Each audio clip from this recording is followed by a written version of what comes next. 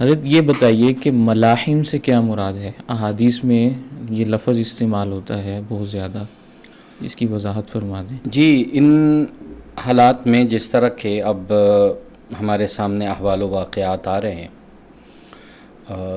لوگ ملاحم کے لفظ کو لے کر کے بہت سوال بھی کر رہے ہیں اور عجیب و غریب باتیں بھی کر رہے ہیں۔ یہ ملحمت ان کی جمع ہے اور یہ لحمن سے مشتق ہے، اس سے یہ لفظ لیا گیا ہے، یعنی اس کا مادہ روٹ ورڈز جو ہیں وہ لحم ہے۔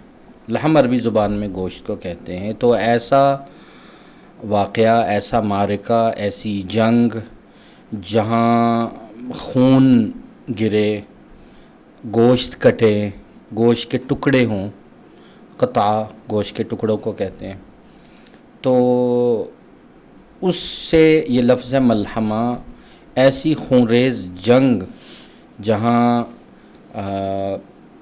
ایک فریق دوسرے فریق کو قتل کرے، خونریزی کرے، گوشت کٹے، آتش و آہن برسے، یہ ایک خونریز منظر ہے نا۔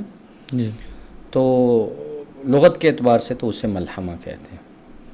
ویسے ملحمہ اگر آپ حدیث کی زبان میں دیکھیں یا اصطلاحی معنوں میں، تو ایک بڑی جنگ کو الملحمہ کہتے ہیں، الملحمۃ الکبریٰ، الملحمۃ العظمیٰ، حدیث میں یہ دونوں نام جی، آتے ہیں۔ تو یہ ایک خاص جنگ ہے جس کا حدیث شریف میں ذکر ہے، اور صحیح روایات میں اس کا تذکرہ ہے، صحیح مسلم میں اس کا تذکرہ ہے، دیگر احادیث میں ہے۔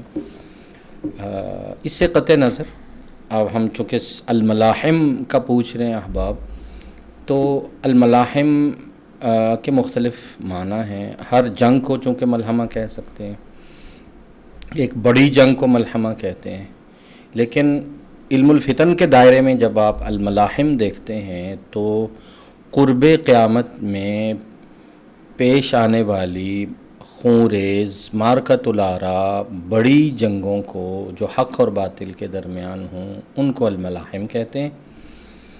پھر اس موضوع کو بیان کرنے کے لیے، یہ جنگوں کو بیان کرنے کے لیے جو فتن کے زمانہ میں، جو دور آخر الزماں میں ہیں، اور جو ظہور مہدی کے وقت میں ہیں یا ظہور مہدی کے فوراً بعد ہیں علیہ رضوان، تو ان جنگوں کو، اور بالخصوص ایک بڑی جنگ جو مغرب کے ساتھ ہوگی، یورپ کے ساتھ، اسے الملحمۃ الکبریٰ کہا گیا۔